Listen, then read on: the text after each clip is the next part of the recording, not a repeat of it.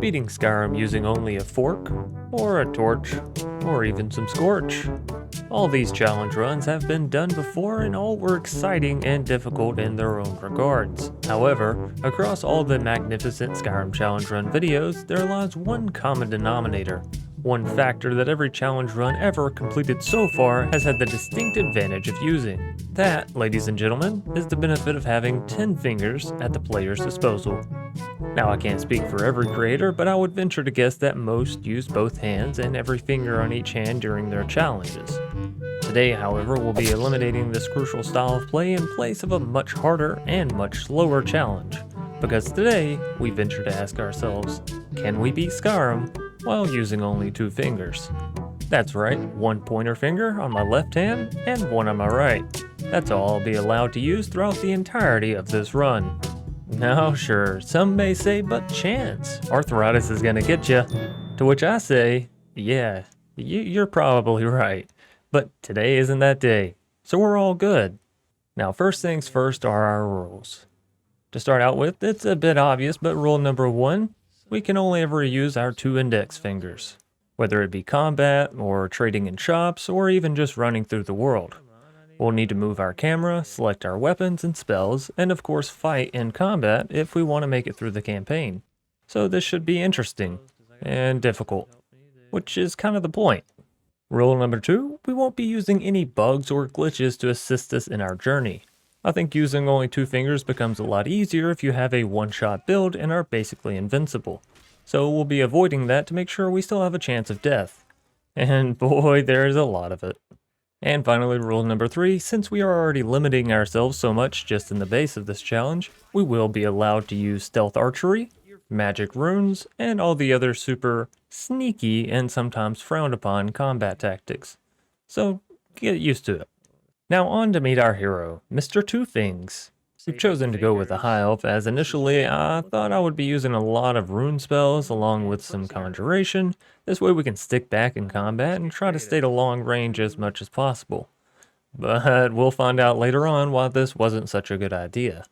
Now getting through the tutorial area felt like a new learning experience once more. I had to completely rework how I ran through the game, interacted with the camera, and ultimately how I would handle slaying enemies throughout our adventures. You walk in front of me?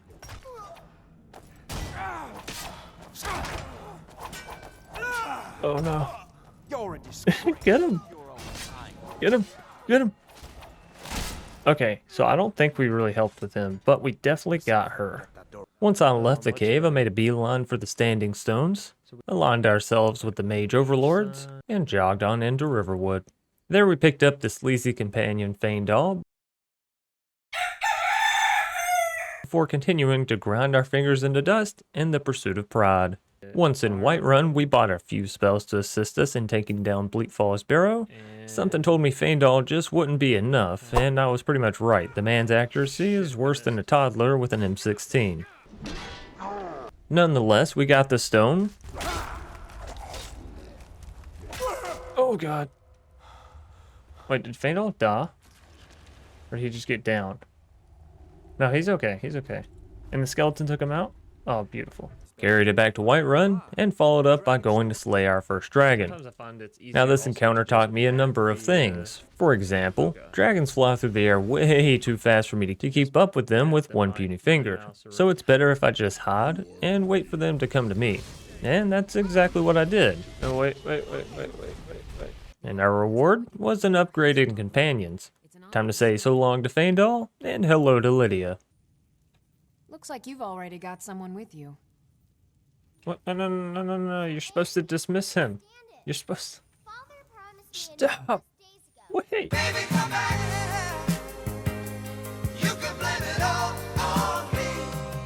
Next up came the challenge of reaching High Hrothgar. As we all know, it lies at the top of a very tall mountain, which has frost trolls and other creatures hugging its path up. Now, we could have ran all the way around the mountain and hoped our fingers didn't give out going up 7,000 steps, but I had another plan.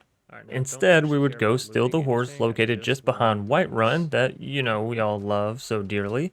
Then we traveled just north of Riverwood to find the perfect place to run our steed face first into a mountain until being able to transcend the very laws of gravity. Now, quick pause here. Some may say this is a bug or an exploit. But need I remind you, there are mountain climbers in real life who would go straight up the side of this mountain. If anything, we are simply simulating life a bit better than the base game here. Anyway, semantics aside, the Greybeards gave us the same mission as always. Go find a horn that's already been taken. So, all this is fine and dandy, but it did mean now is time to fight a dragon with only a single NPC and our companion.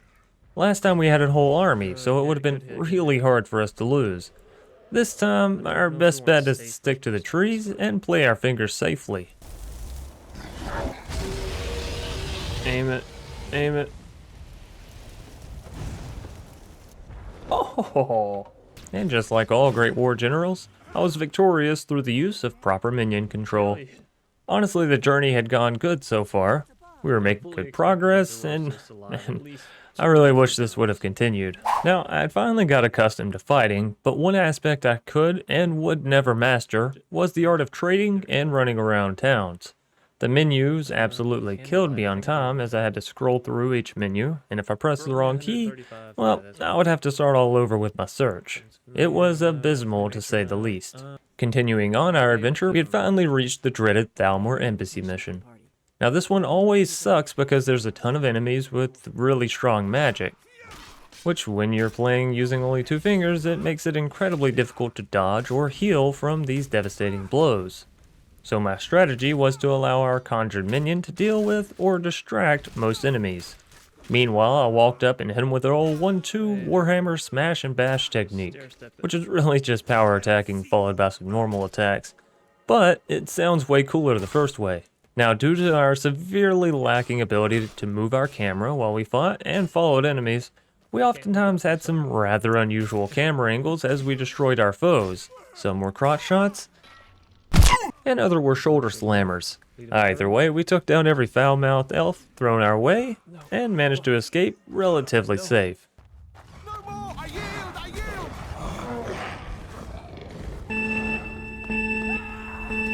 I cannot rest. Shit, I got stuck on a rock. The hardest part of finding Esbern down in the ratways was the fact that the entire sewer system is winding, turning, and tight-cornered, which turned into an absolute hell for me personally. I had developed a tactic whereby I would turn the camera, then hit Q to open the favorite menu so I could reset my mouse and continue turning in the same direction.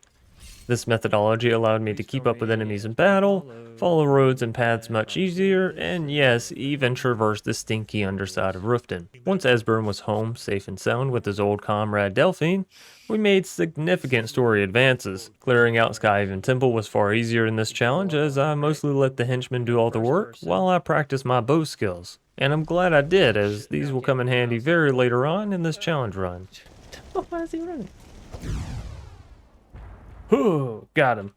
Finally, after going through and talking to Parthenax, the college librarian, and Septimus, the batshit crazy creep, we were on our way to Blackreach, a place I often underprepare for, and have the absolute hardest time in. Now, this doesn't apply to Blackreach itself so much as the path we must take to enter it. The path is covered with Dwemer automatons, fierce Falmer, and of course, some creepy crawlies. Given we are only allowed 1 companion on this playthrough, plus only have enough skill for a novice level conjuration, our journey through was a tough one to say the least. We died many a times, and had several missed timings and mispressed keys, but it was all part of the learning experience, one I actually came to enjoy. The first playthrough you ever have in Skyrim seems like one filled with mystery and wonder, as you attempt to answer puzzles, fight new and dangerous enemies, and come to develop your playstyle. This playthrough was much like that.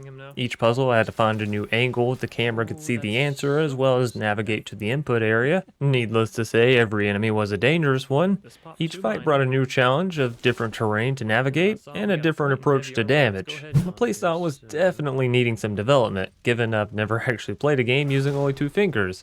Unless it was one of those idle games on mobile. What? Don't act like you haven't tried and sunk in more than a healthy amount of hours into one of those. They're designed to be dopamine bombs. But back to the story at hand. Let's see, where were we? Oh yes, death. Lots and lots of death. Speaking of which, when we finally made it into the final chamber entering into Blackreach, we lost our companion Lydia to a giant Dwemer Centurion. Aww. R.I.P. Lydia. Now this Centurion stands and guards the final door into the underground city, so we absolutely must defeat him. While we did have a tragedy on our hands, we used that anger to fuel ourselves to victory. My tactic was simple. Summon my companion down below and distract the big behemoth, while I fired blast after blast into his cranium.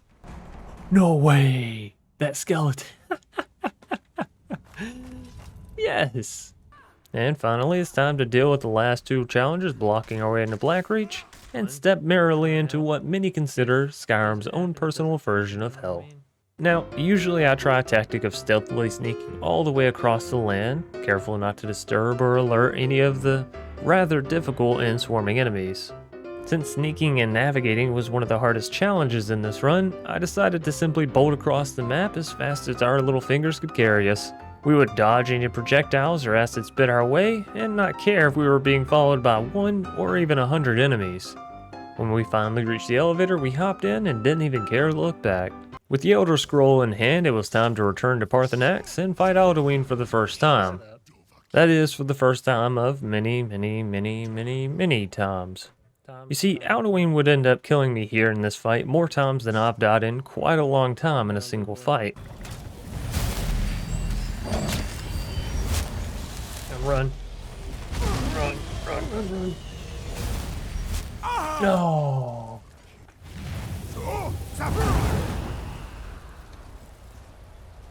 That stunned him at least. Parthenax, I could use your help, buddy. No, no, no!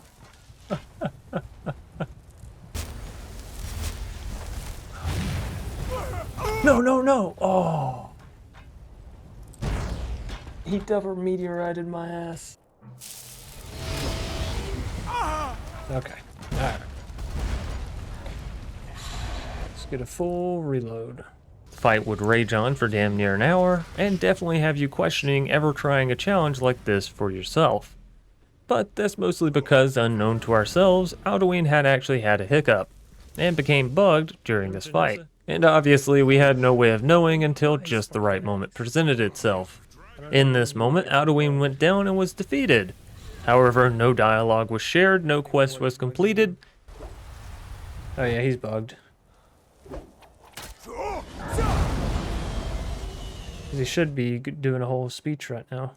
Instead, the crafty cunt simply slowly regained enough health while in a completely immortal state. Then he would continue to fight me pretty much indefinitely. See, I could never actually win the fight because he would never actually admit defeat, and give us that sweet, sweet dialogue where he calls us a coward before flying off to recoup in Sovereign Guard.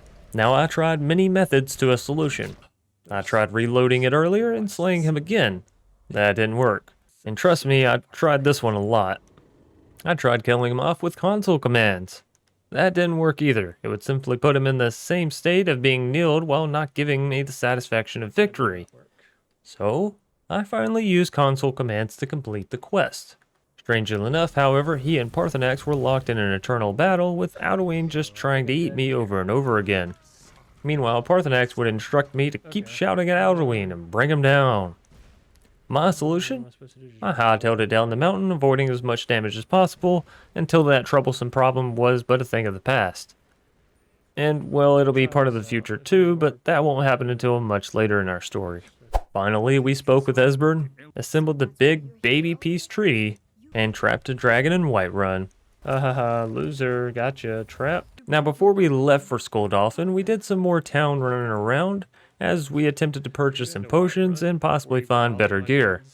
Alas, the gear was never obtained, but the potions were, and with that, it was time once again to ride our invisible friend to the land of the unforgiving, the land of the Draugr and the dragon, the land where no companions could come, and so most of our cheesy strategies simply won't work. Equipped with a few new spells we had hoped would result in better outcomes, we ultimately just played a big game of Dance Dance Revolution as we circled one pillar, taking out Draugr one by one, and dodging a rather annoying large lizard. After this first one though, I did wisen up and begin using our Flame Atronach summon. See, this summon would be stronger against frost dragons, and it should deal some extra damage to the Draugr as well. Now while the first bit of Skuldolphin did take me some time, just due to the fact that I had to fight 2 dragons back to back, we were actually making good progress through the crypts, all things considered. We were under-leveled and under-equipped. Thankfully, our choice of being a 2-handed mage paid off well, as we were able to take out most basic enemies in 2 to 3 swings. Now, in order to avoid being overrun, we would cut a few enemies out from their standard guard routes, then slay them one by one until we managed to clear the area, and at that point, we could move on safely. Finally, we busted through the final crypt door and emerged atop the great tomb-like structure. There we faced down a few more Draugr before squaring off with the dragon priest who guards the portal to Sovngarde. Now, as expected, this fight was not won on our first or even our second attempt. His damage was extremely high, and we didn't have the armor or damage numbers ourselves to defeat him before being shocked into a goopy pool of failure. Oh my god, we died so quick. Let's heal up all the way. Let's get the potion of resist, fire, magic, shock, all of it. No. So close to dying, so close to dying. How do you do so much fucking damage so quickly? Oh my god.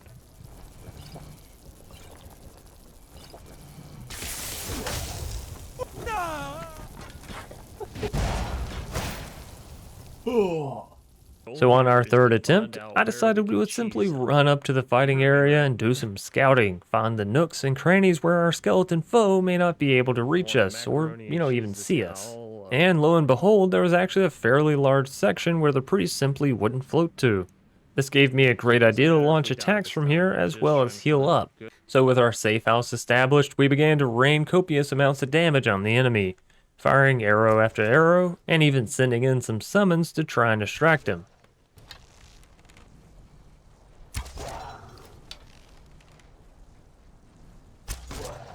This is working pretty well. Towards the latter half of the fight, we realized one of our grave mistakes while we were in town. We fell short of stocking up on arrows before coming on this adventure, and now I had ran out. So our only option to defeat the gravely wounded priest was to run straight at him, in hopes that we could reach his head with our hammer before he could Thanos snap us straight into oblivion. You should have gone for the head.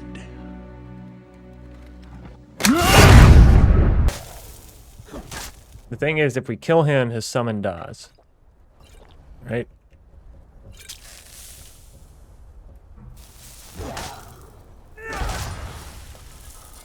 Oh! Alright. Now time to stare down the final boss and pass through this challenge's finish line with flying colors. That is, if we can beat the hulking guard stopping us from saving everyone. I've always found this part a little funny. I mean, why would this big dumb oaf be trying to stop and risk killing us, when obviously a giant soul-devouring dragon has his sights set on the very thing this guy's guarding? Just seems like bad life choices, you know? But hey, we all have those, am I right? Oh my god, this man's about to claw hammer me. Oh my god. I'm so dead. Oh, okay. Nonetheless, with the bodyguard defeated and the team assembled, it was time once again to fight Alduin. This time, much like the last, he was able to deal considerable damage to me, as well my dodging skills just weren't up to snuff. And these meteors that he keeps summoning down, I mean honestly, they are just absolutely the worst for me.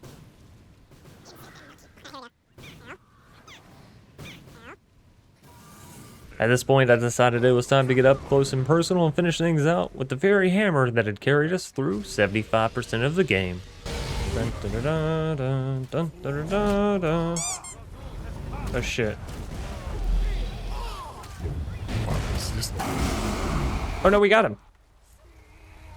Hell yeah, we even got final hit. Round of applause, round of applause. Say thank you to our beautiful, wonderful, lovely, and a little bit injured fingers.